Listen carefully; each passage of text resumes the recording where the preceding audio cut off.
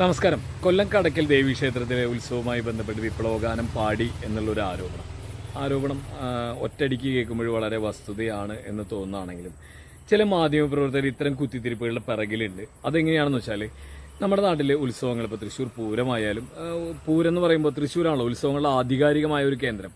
ഇവിടെ പ്രധാന പൂരങ്ങൾക്കൊന്നും ഇങ്ങനെ അടയാളപ്പെടുത്തുന്ന മതചിഹ്നങ്ങളോ അല്ലെങ്കിൽ രാഷ്ട്രീയ ചിഹ്നങ്ങളോ ഒന്നും തന്നെ ഉപയോഗിക്കാറില്ല. ഈ ഇടയ്ക്കാണ് എന്ന് വെച്ചിട്ടുണ്ടെങ്കിൽ തൃശ്ശൂരുമായി ബന്ധപ്പെട്ടും അതിനൊരു സംഭവമുണ്ട്, ഞാൻ പിന്നീട് പറയാം. ഈ ഇടയ്ക്കാണ് ഇതുമായി ബന്ധപ്പെട്ടിട്ട് ഗണഗീതം പാടൽ, അതുപോലെ കുറേ കാവിക്കൊടികൾ നിറയെ കെട്ടിവെക്കൽ, രൗദ്ര ഹനുമാൻ വരൽ, അങ്ങനെ ഒരു ഹനുമാൻ ഉണ്ടോയെന്ന് അറിയില്ല. എന്താ പറയുക, നമ്മുടെയൊക്കെ ഹനുമാൻ എന്ന് പറയണമെങ്കിൽ അത് ശാന്തസ്വരൂപനായ ഹനുമാനാണ്. ഇങ്ങനെ ഒരു വ്യത്യസ്ത രീതിയിലുള്ള ഹനുമാൻ. അപ്പം എങ്ങനെയാ വെച്ചാൽ ഭക്തിയാണോ അല്ലേ എന്നൊക്കെ തിരിച്ചറിയാത്ത രീതിയിൽ ഇവരുടെ രാഷ്ട്രീയം അവതരിപ്പിക്കുകയാണ് സംഘപരിവാർ ചെയ്യുന്നത്. പക്ഷെ കേരളത്തിൽ ഇടതുപക്ഷ പ്രസ്ഥാനങ്ങൾക്കൊരു ആധികാരികമായ ഒരു സ്പേസ് ഉണ്ട്. അത് ഭക്തിയും യുക്തിയും മുക്തിയും എല്ലാമായിട്ട്. ആ സ്പേസിൽ ഇവിടെ വിപ്ലവഗാനങ്ങൾ പണ്ടേ തന്നെ ഉണ്ട്. അമ്പലത്തിന് പുറത്ത് ഇതൊക്കെ പാടുന്നതും സാധാരണമാണ്. കാരണം ഗാനമേളയ്ക്ക് പാടുന്നത് നമ്മൾ കണ്ടിട്ടുള്ളതാണ്. പണ്ട് എന്താ പറയുക, ഈ ചില സിനിമകൾ ഇറങ്ങുന്ന കാലത്തൊരു പാട്ട് ഇറങ്ങിയിട്ടുണ്ടായിരുന്നു, മട്ടിച്ചാറ് മണക്കണ് മണക്കണ്. ആ പാട്ടും ഈ അമ്പലങ്ങളുടെ ഇതിൽ പുറത്തൊക്കെയാണല്ലോ പാടുക. അതും പാടി ഞാൻ കേട്ടിട്ടുണ്ട്. പക്ഷെ ഇവിടെ ഇപ്പോൾ എന്തിനേയും വർഗീയമായി കാണുക എന്നുള്ളത് തന്നെയാണ്. ഇതിൽ ഇങ്ങനെ വർഗീയപരമായ അല്ലെങ്കിൽ ഇതിൽ അമ്പലത്തിൻ്റെ ഉത്സവങ്ങൾക്ക് രാഷ്ട്രീയപരമായ ചിഹ്നങ്ങൾ ഉപയോഗിക്കേണ്ടതല്ല. പക്ഷേ ഒരു കൂട്ടർ ചെയ്യുമ്പോൾ മിണ്ടാതിരിക്കുകയും മറ്റൊരു കൂട്ടർ അതിൻ്റെ അടുത്തേക്ക് വരുമ്പോൾ വലിയ നിലയ്ക്ക് പ്രക്ഷോഭകരമായ കാര്യങ്ങൾ സൃഷ്ടിക്കുകയും ചെയ്യുക എന്നതാണ്. എന്റെ വീട് കടക്കലിന്റെ തൊട്ടടുത്ത എന്റെ വീട് കൊട്ടാരക്കരയില.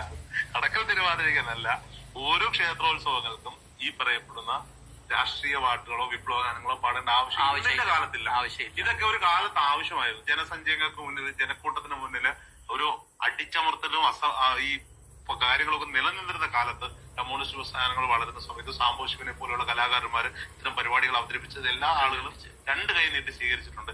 ഇന്നിന്റെ കാലത്ത് തിണ്ണമെടുക്കുന്ന ഈ കടക്കല് ഒരു പ്രശ്നമുണ്ട്. ഇതിന്റെ പ്രശ്നം എന്ന് വെച്ചിട്ടുണ്ടെങ്കിൽ ഇവര് ചെയ്യുമ്പോൾ ഇതൊരു വലിയ മഹത്തരമായ കാര്യമാകുന്നു എന്നുള്ളതാണ്. എന്നിട്ട് ഇത്തരം ഒരു ജാതി അലമ്പ് ഭീഷണികളും നമുക്ക് പറയാനുള്ളത് ഇത്രയേ ഉള്ളൂ. കല എന്നുള്ളത് ദൈവികമാണ്. അത് മലയാളത്തിൻ്റെ എല്ലാ സംഭവങ്ങളും അന്വേഷിച്ചാൽ അറിയാം.